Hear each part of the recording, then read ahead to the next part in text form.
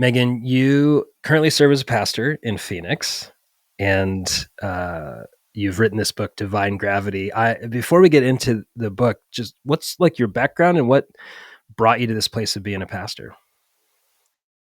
Yeah, well, I fell in love with Jesus as a teenager, went through some pretty dark times in my teens, like a lot of people do, and during that time, started reading the Bible to get out of my own head, and just really found my world transformed by the story of Scripture and prayer. And by the end of high school, I thought, I don't know exactly what I'm going to do vocationally with the rest of my life, but I know I want to spend it helping other people meet Jesus. So that's the kind of experience that I took out into the world. That I ended up getting educated in Bible and philosophy, Bible in particular, in a number of different schools just across the Christian spectrum. So I had a great education with the evangelicals at Gordon College, and then I got curious about, spent some time in the charismatic world and just learned so much from the charismatic churches I attended, and then studied at a Methodist seminary and a Quaker seminary.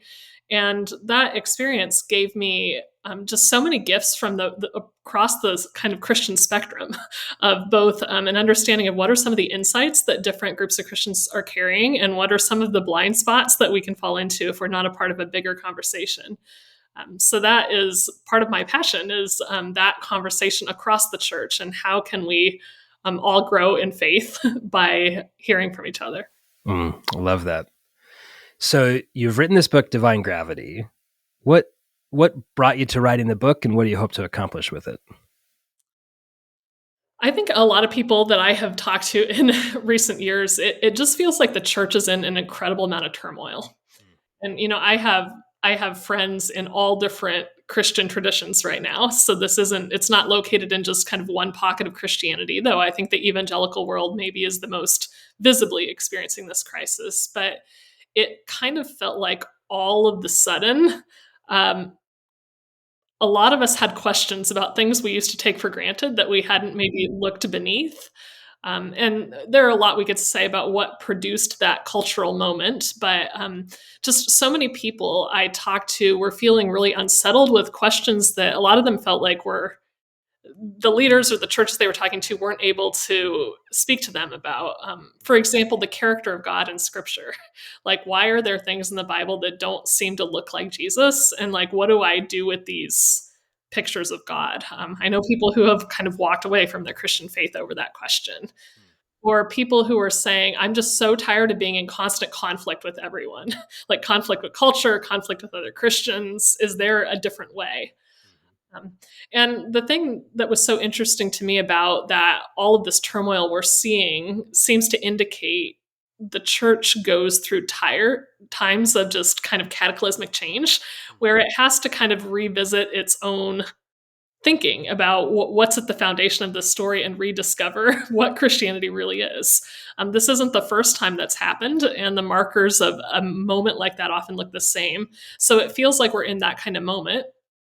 And I think a lot of the solutions to the questions people are asking are not brand new solutions, but a rediscovery of things the early church was actually really clear about that we've lost sight of. So this book for me is about what would a better Christian story be if we kind of course corrected from our current turmoil and chaos, and reoriented back toward the story the early church was telling, that had Jesus at its center. Yeah. So you're pastoring a local church. So this isn't Absolutely. just academic or theoretical. We're recording this the end of 2024. What are you seeing inside the church, maybe in your community, in the broader church in America, that's cause for concern for you? I think there's so many different threads we could pull on here.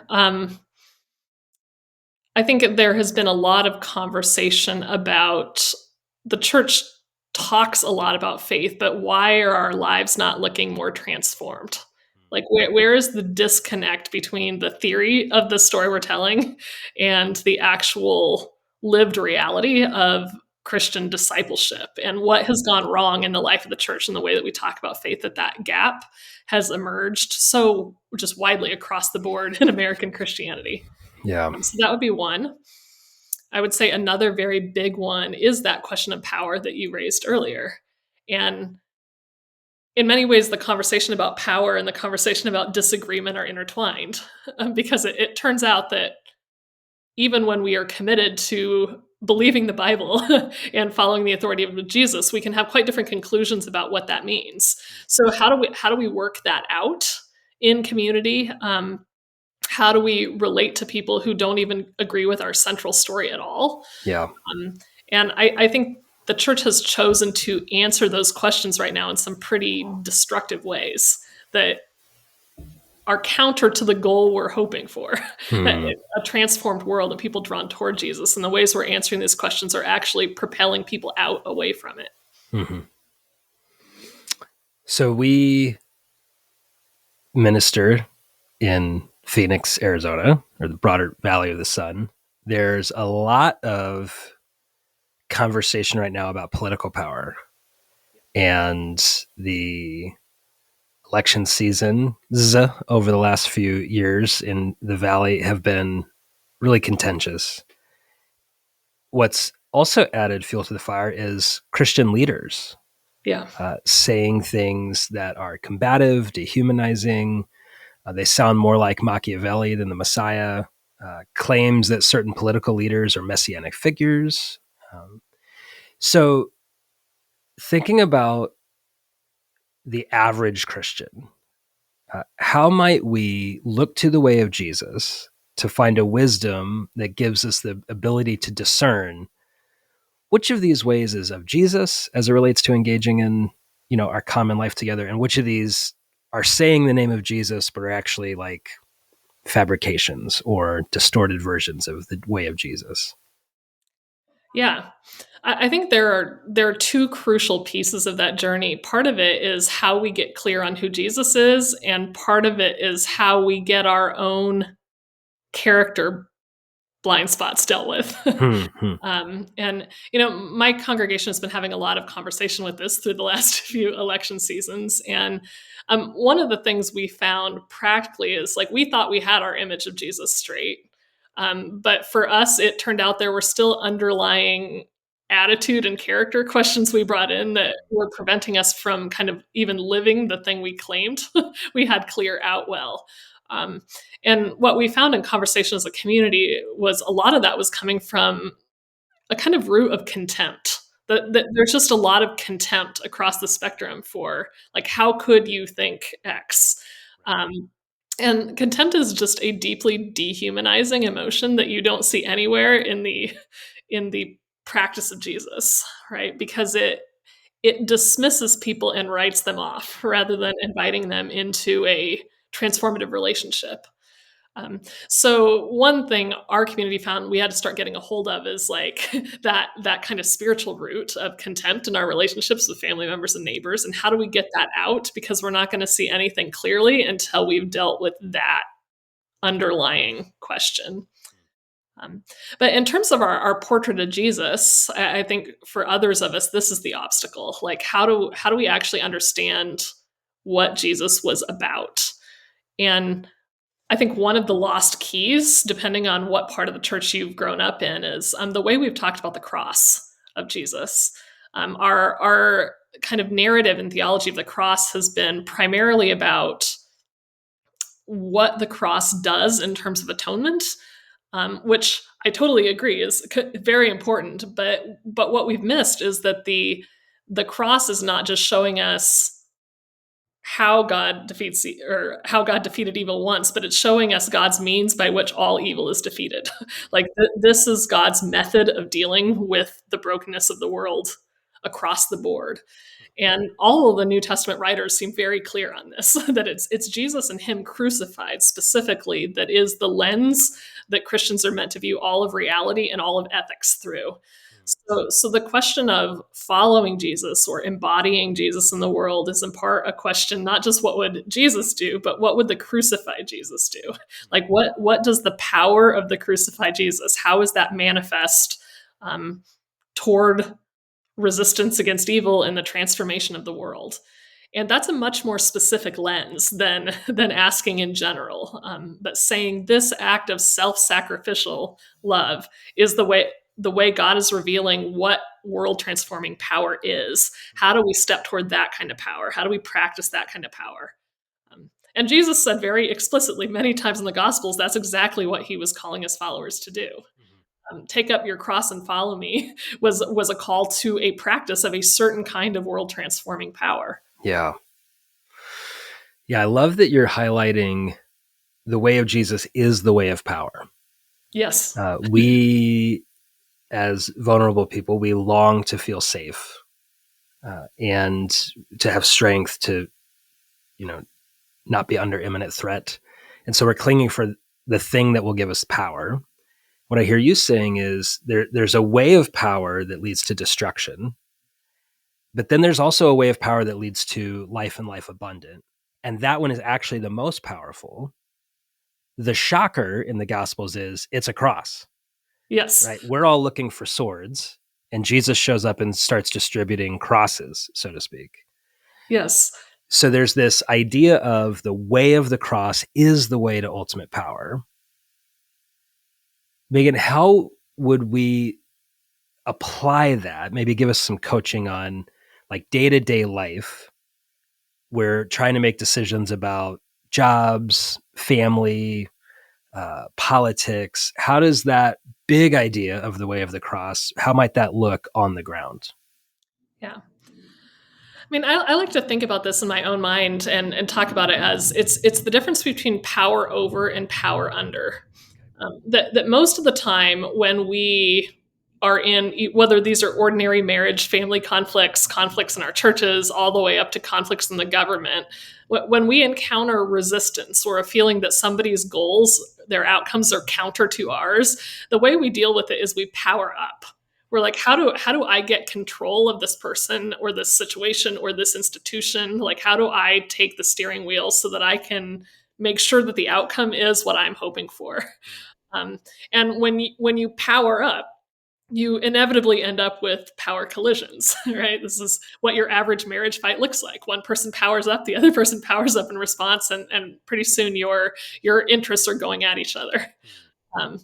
And I think one of the earliest writings we have in the New Testament, one of the most profound in Philippians 2, Paul talks about Jesus powering down to come among us, that he empties himself of his power and privilege to come as a human. And in that early Christian hymn, that description of Jesus's behavior, Paul says, each of you should look not only to your own interests, but also to the interests of others. And the portrait Paul is painting there is of a power down ethic that's rooted in the behavior of Jesus and the cross and incarnation. Where, like, what if we came into our conflicts or our collisions of interest, and the first question we asked is, how do I protect the interest of this other person in this situation? Like, how do I try to make sure that my spouse gets what they need in the conflict we're having? How do I, if I'm in a conflict with my church about what we're doing, how do I hear deeply like what the concerns, the needs, the interests are of the other party in this conflict? And how do I think about how I can serve their like deepest level felt needs? Powering down doesn't mean you have to agree with people. It doesn't mean that your goals go away, right? The outcomes you want go away.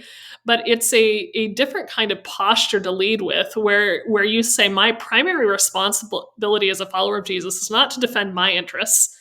And in some ways, I'd say almost not even to defend God's interests, because God can defend God's interests. Like, God's really big.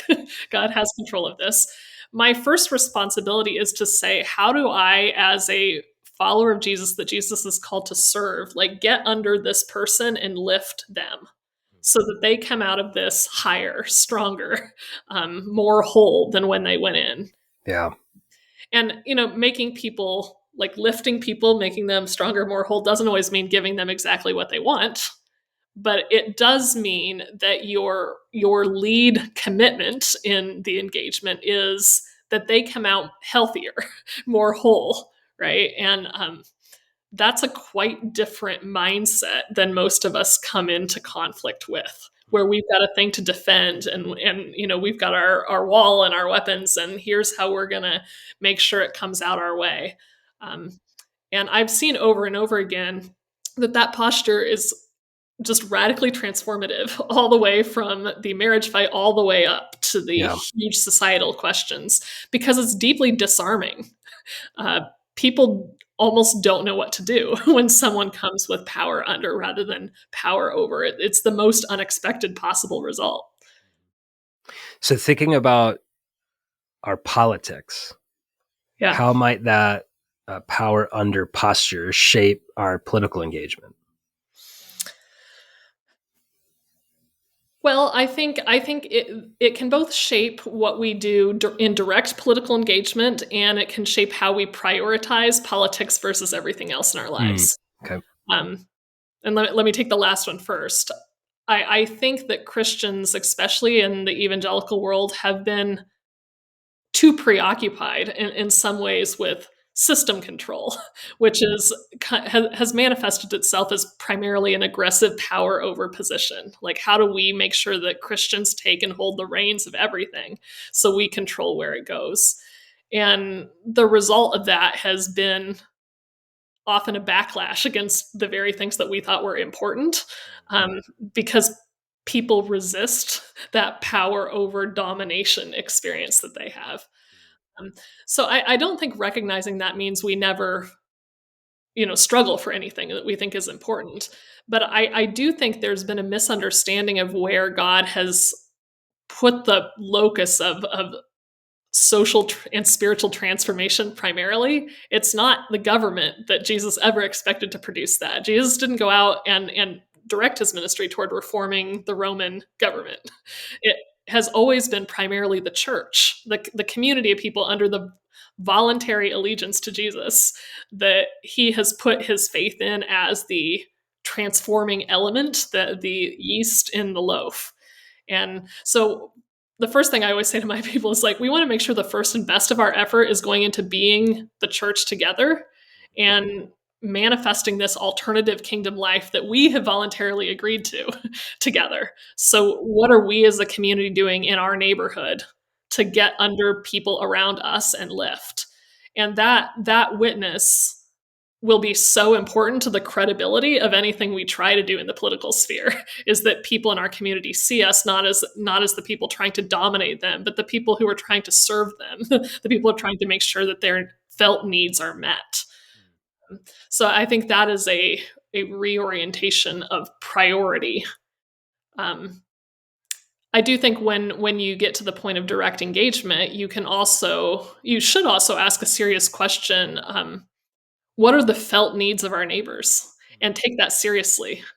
Sometimes we override their answers with ours by just assuming we know them, or we think we have what they should be.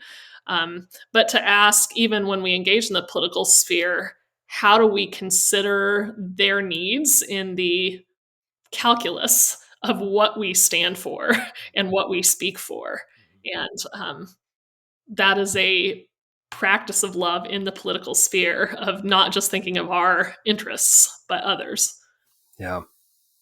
Yeah, Jesus consistently showed himself to be a servant to all. He consistently, when he was asked by his followers, can we have some power, please? Can we sit at your right hand and left, whatever? He's like, yeah, but do you know what you're asking? Like, you're going to be a servant. Yeah. And Paul, meditating on that, you mentioned Philippians chapter 2, that Jesus laid down his rights to equality with God and used that to serve others and to lift others up. Yeah. So I hear you saying, politics is important. We're going to still take a Philippians chapter 2 approach. I like the moniker of a public servant. We even talk about that in engaging in public service, but people who serve in government and politics, that's, I think, a good way to view it, is I'm serving the public. I'm not here to dominate over them. And then within the church, you're calling us, politics is important. We want to notice that, but also, and perhaps more importantly, how are we living out the gospel with each other in the context of the local church. So Meghan, this will not come as a surprise to you, but it does seem like sometimes there's divisions in the local church.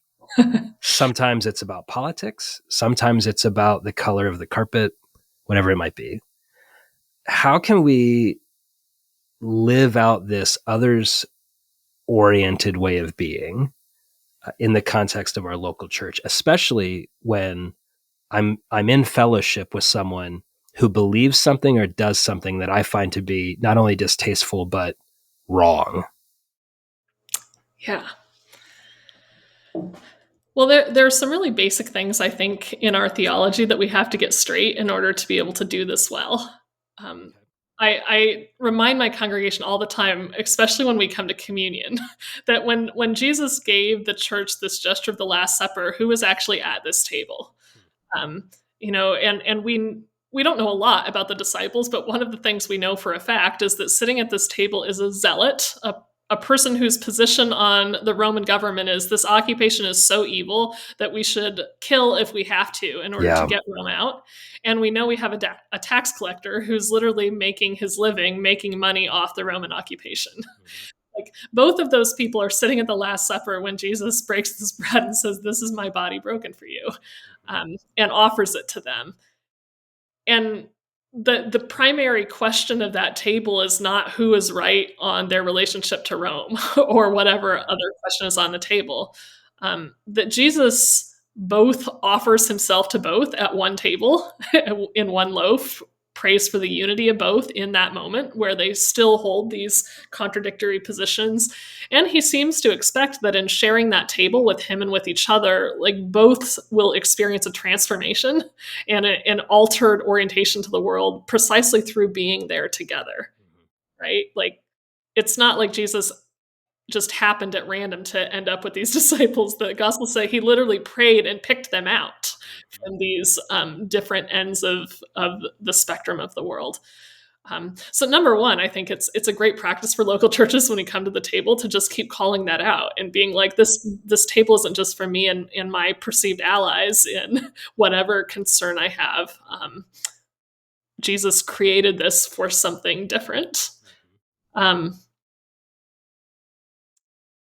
So we're on a big question of what practices help the local church live across difference.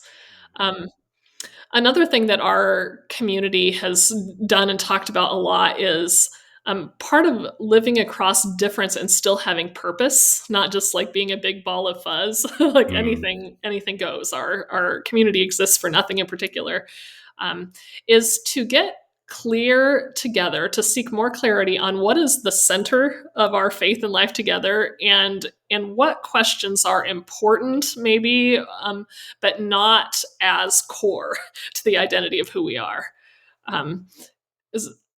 So our church a few years ago, we installed a security system after a whole bunch of break-ins that had a motion detector on it. And every night our motion detector was going off and we couldn't figure out what was happening. Like no one's in the sanctuary. Why is this alarm just going off every single night? And after weeks of analysis, we discovered there was one moth in the sanctuary that would fly past the motion detector and set the whole alarm system off. And I thought this is such an apt metaphor for how people react to each other in the church is like, a very small thing kind of flutters by, a small disagreement, and it triggers a whole kind of ecosystem reaction of that disagreement to me stood for 50 other things that I'm concerned about in the world, and the whole system goes off. And so I think the only way to prevent that, it's an emotional escalation that we're all vulnerable to, is to, as communities and as individuals, start asking, like, what do I think is the dead center of Christian faith? Like, what is the Christian gospel that I'm willing to die for?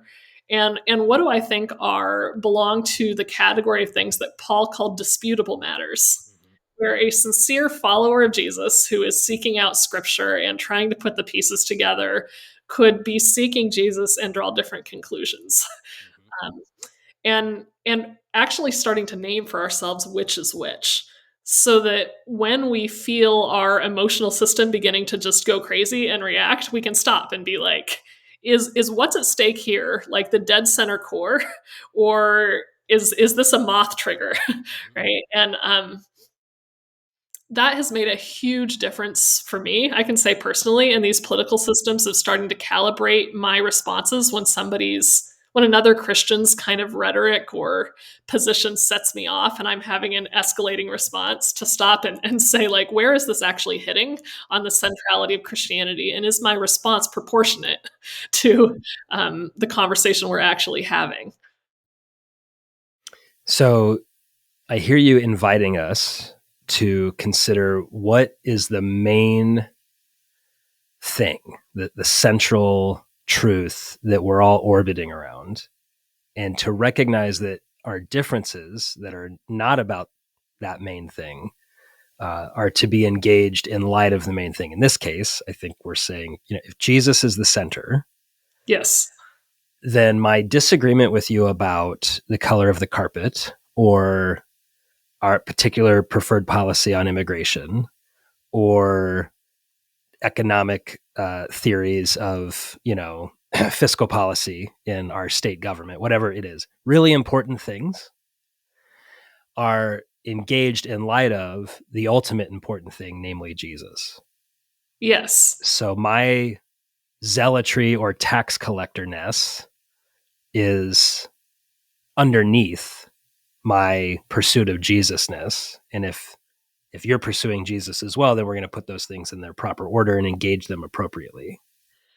Yeah, and it's interesting you mentioned, again, immigration as an example, because this was a real wake-up call for me a few years ago. I had a huge conflict with somebody, a good friend of mine in the church, over that question and our particular feelings about a policy that had been enacted in Arizona.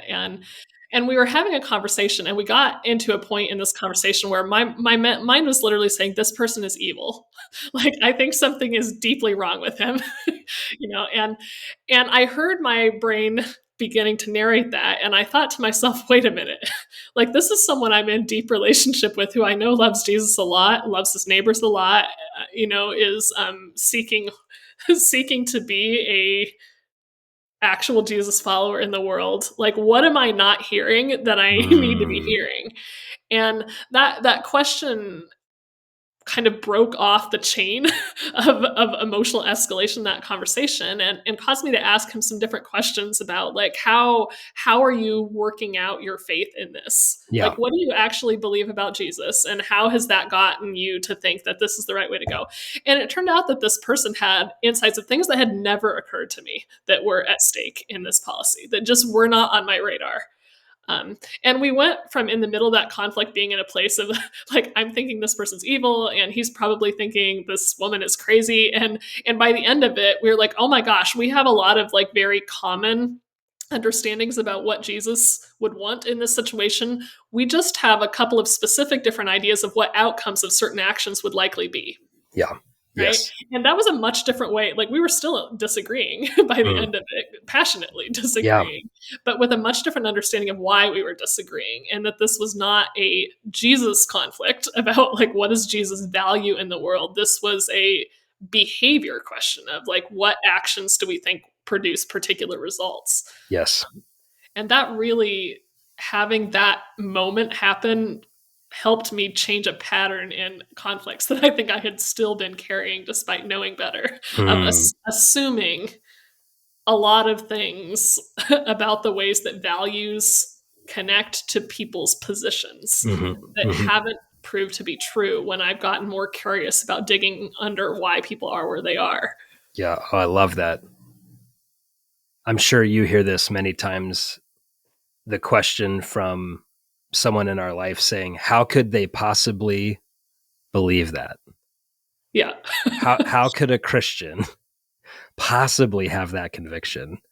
And what I hear you saying is to practice the way of Jesus with people with whom I fundamentally disagree with their currently held, position, is to not count them as evil, assume the worst about them, but with curiosity, ask a lot of questions and see if we can't connect on shared values.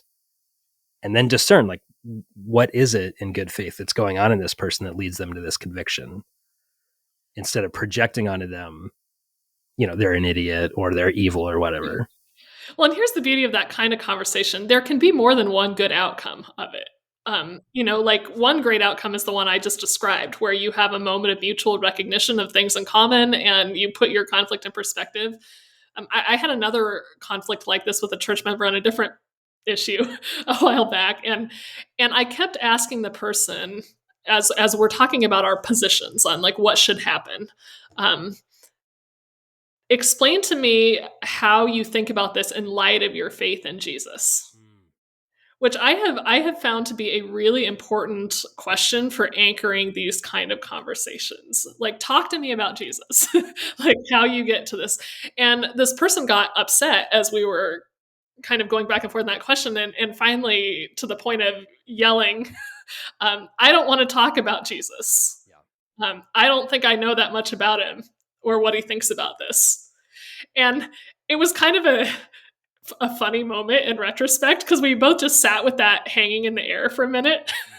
And, it's different if the person you're having this conversation with isn't claiming faith at all, but in this case this person was, and having to say that out loud was a bit of a personal epiphany for that person. It didn't instantly change their mind in that moment, but over a period of time they came back and they were like, wow.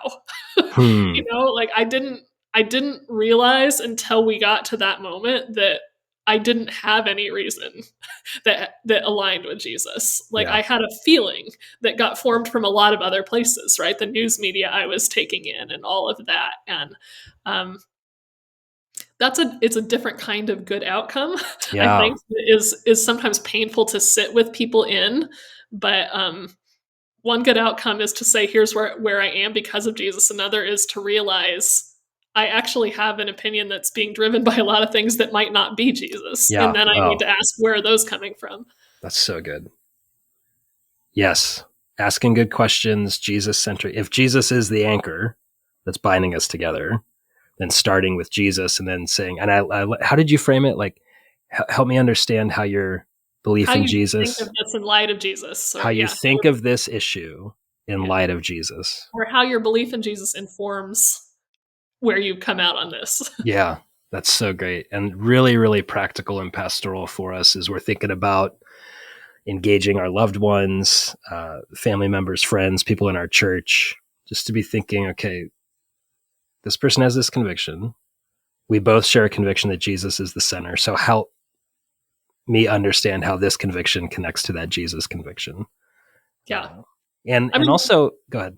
The funny thing about that question is it's so simple and inoffensive that like hardly anybody is riled by that as a question. Yeah. Because you can ask it without having an edge. Like, just, no, right. I really want to understand, like, how, like, you're a follower of Jesus. How does Jesus get you here? Mm-hmm.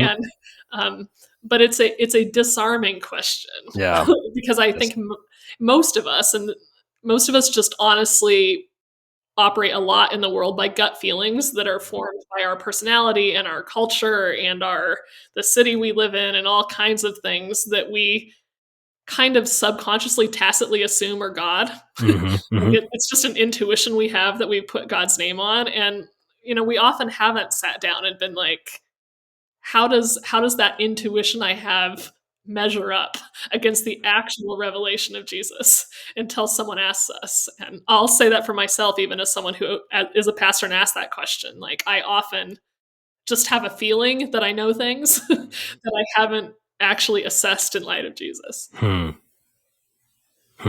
So good. Well, Meghan, thank you for being with us today. Where can people find you and your work? I have a couple books out that you can find anywhere. One on interpreting the Bible Unwrapped, and Divine Gravity on how Christians can tell about our story. So those are on Amazon or wherever you like to get books. I also have a website, MeghanLarissaGood.com, where I have a biweekly journal that goes out just reflecting on how do we do this Christian life better and more Jesus-like. So you can sign up for that there as well. Awesome. Cool. Well, thank you so much for being with us today, Meghan. My pleasure.